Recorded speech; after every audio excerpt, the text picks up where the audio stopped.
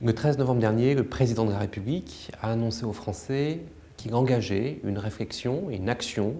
sur les voies et moyens d'économiser jusqu'à la fin du quinquennat l'équivalent de 60 milliards d'euros, soit 3 points de richesse nationale.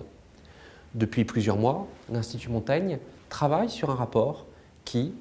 propose le même effort, à savoir une économie sur nos dépenses publiques de 60 milliards d'euros.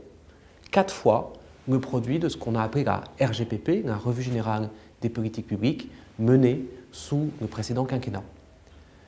C'est à nos yeux une nécessité impérieuse pour la France. En effet, la France appartient aujourd'hui au club fermé des pays qui en Europe dépensent le plus de richesse nationale au service de la dépense publique. Par ailleurs, la France appartient aussi au club des pays qui aujourd'hui sont confrontés à des interrogations multiples de la part des marchés, des investisseurs, sur sa capacité à rembourser d'une part la dette et à soutenir les intérêts d'emprunt qu'elle a pu émettre année après année. Il nous paraît important à la fois pour rendre de la crédibilité à la situation financière du pays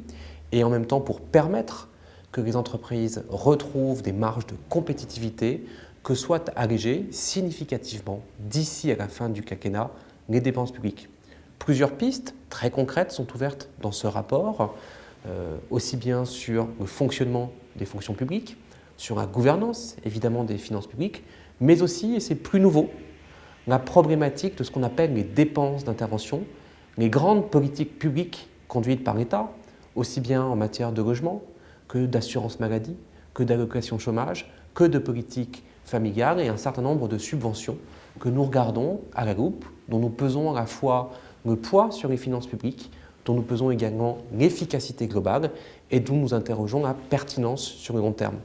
Il ne s'agit pas tout simplement de réinventer l'État, il s'agit d'être extraordinairement pragmatique pour se rendre des marges de manœuvre et pour ne pas obérer l'avenir du pays.